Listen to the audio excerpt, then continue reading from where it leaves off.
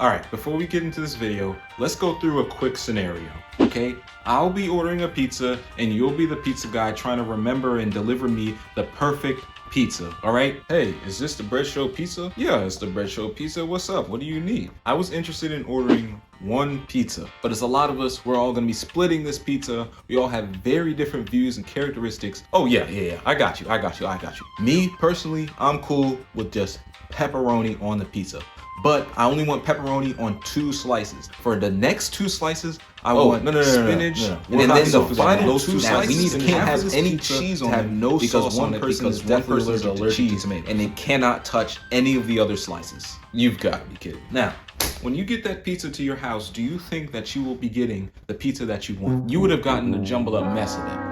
The pizza parlor in that situation was in a lose-lose situation. There was no way they were going to come out of that with a happy customer.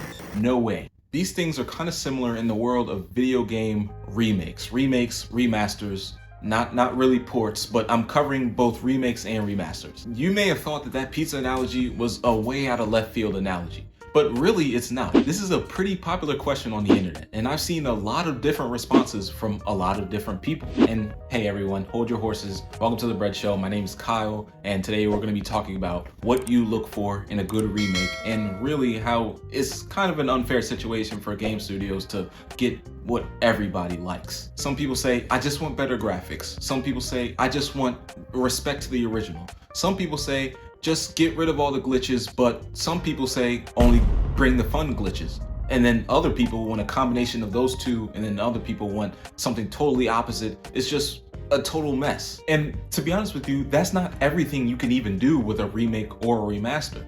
Some people want quality of life added into the game, and some people definitely don't want that because that makes the game too easy. Zelda Ocarina of Time with the heavy boot switching with I think it was a right backer button on Switch.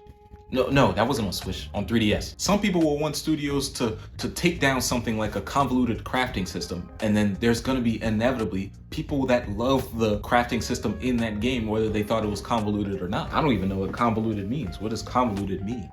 Convoluted, especially of an argument, story, or sentence, extremely complex and difficult to follow. Okay, yeah. It meant exactly what I thought it meant. So basically, what I'm trying to get at here is that some people just want you to solely solve the issues and dress it up in a nice dress and kick it out. Other people would say that that's cheap, that's a waste of money, and what I want you to do is reimagine the series. My least favorite Pokemon game, maybe even my least favorite game of all time, is Pokemon Brilliant Diamond and the other one, I think it was called Shining Pearl or something like that. To catch you up to speed, ever since Fire Red and Leaf Green, the Pokemon franchises remake their games, and sometimes they add new stuff, sometimes it's just quality of life changes, i.e. Fire Red or Omega Ruby and Alpha Sapphire. The remakes for the Generation 4 game, that went to a totally different studio because they were working on Legends Arceus. And that was one of the laziest ports I've ever seen in a video game ever. There was almost zero difference in the game. I was expecting maybe halfway through the game, they change up the story a little bit, maybe a plot twist here and there. No, it was nothing. So then I start to think the post game in Diamond and Pearl was pretty lackluster, so maybe they just added more to the post game.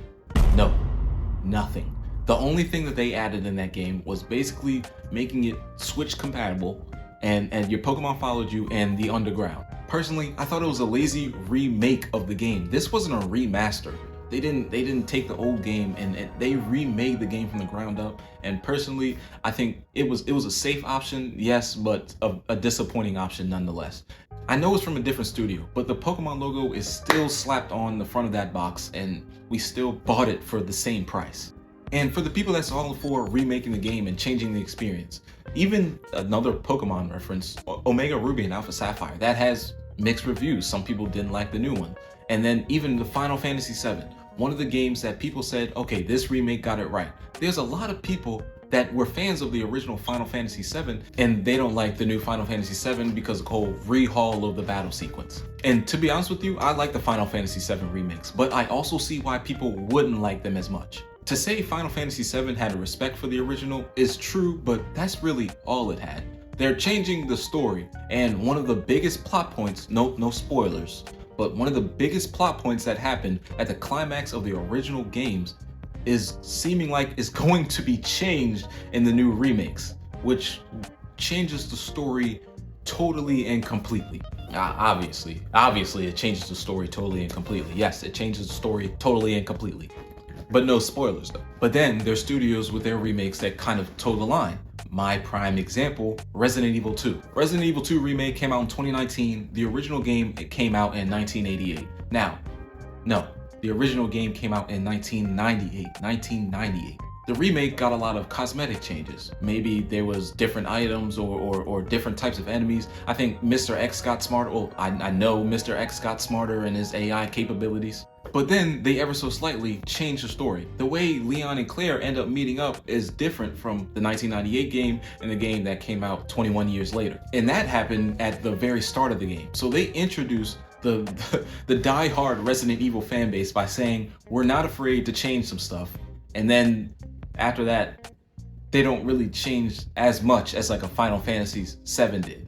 And then we could also talk about the Shadow of Colossus remake. That was one of the remakes that didn't really change much, but they changed enough for what the game was. And then the Mass Effect, the Legendary Edition, they really only changed the graphics and some quality of life stuff, but that was pretty much it. The Mass Effect game, they rarely even touch. If I'm wrong, please let me know in the comments below, but from what I experienced, they rarely touch the game at all. So yeah, that brings me back to my original point. What do you look for in a remake?